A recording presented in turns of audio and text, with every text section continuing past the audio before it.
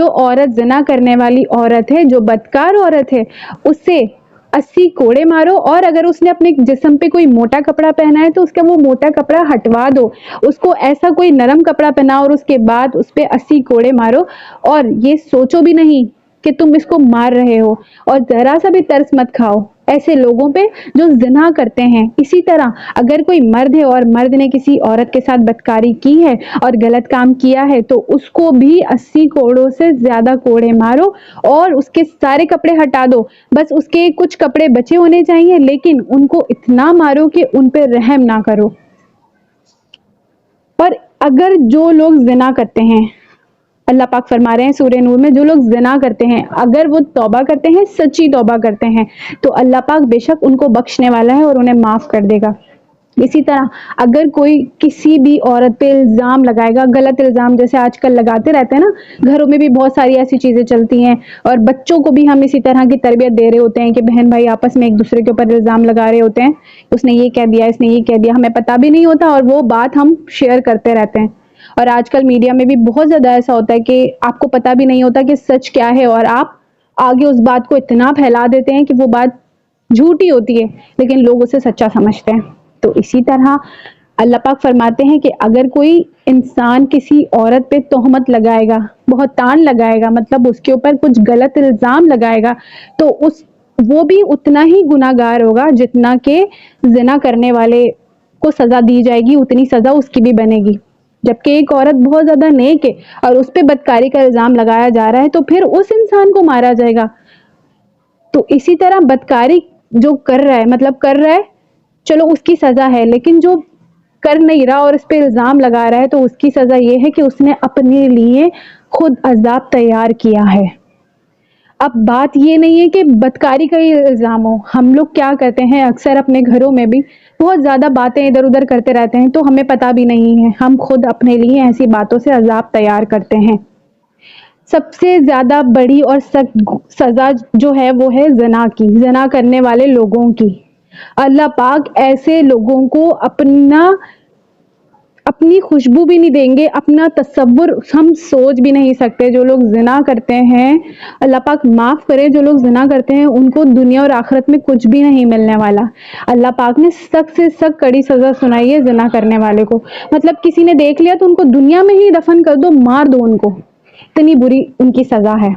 और आजकल क्या होता है, आजकल ज़्यादा से ज़्यादा यही होता है, लोग घूमते हैं फिरते हैं और इस बड़े से गुनाह को छोटा सा गुनाह समझते हैं और जो मर्ज़ी है करते रहते हैं, और फिर हम अल्लाह से उम्मीद लगाते हैं या अल्लाह हमारी दुआएं कबूल हो जाएं।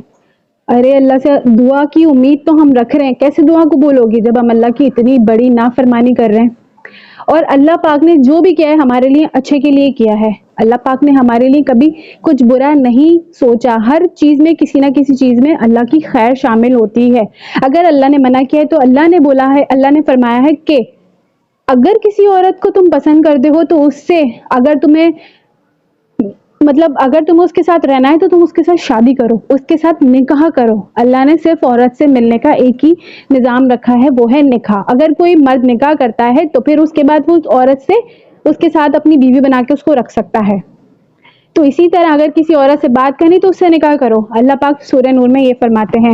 और बहुत बड़ी-बड़ी सज़ाएं मिलेंगी अगर हम जो है लड़कों से दोस्तियां करेंगे और लोग आपस में घूमेंगे फिरेंगे और बेहयाई फैलाएंगे।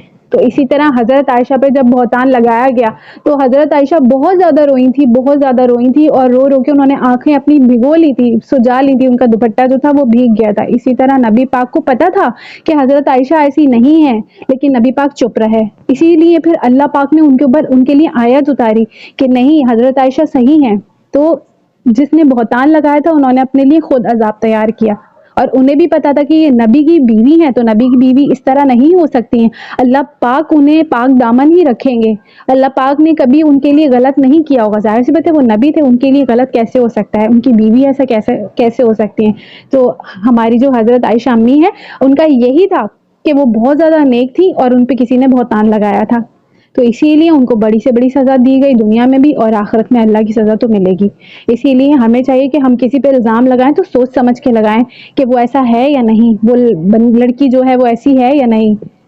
اسی طرح اگر جس نے پڑوسی کی بیوی سے زنا کیا، پڑوسی کی بیوی سے جو ہے وہ بدکاری کی، اس کے اوپر بھی اتنا ہی گناہ ہے، اس کو بھی اتنی ہی سزا ملے گی۔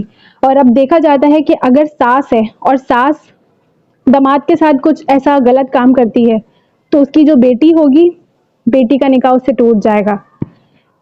اب دیکھا جاتا یہ ہے کہ اگر سسر نے اپنی بہو کے ساتھ غلط کچھ کام کیا ہے تو بہو کا جو نکاح ہے وہ ہسبینڈ کے ساتھ ٹوٹ جائے گا۔ تو اسی لیے اللہ معاف کرے ایسے رشتوں سے، ایسے رشتوں میں، اسی لیے اللہ پاک نے اتنی پابندی لگائی ہے کہ جب عورت سامنے ہو تو نظریں جھکا لو، عورت کو چاہیے وہ پردے میں رہے۔ کیوں؟ ظاہر سی بات ہے، اللہ پاک نے ہمیں ہر چیز کا حکم دیا ہے، تو ہمیں کیوں حکم دیا ہے؟ کوئی نہ کوئی وجہ ہے، اللہ پاک کی کوئی نہ کوئی بڑی خیر ہے۔ تو ہمیں اتنے سارے پیارے پیارے رشتے دیے ہیں، تو ہمیں چاہیے کہ ہم رشتوں کا احترام کریں اور ایسے غلط کاموں سے بچتے رہیں۔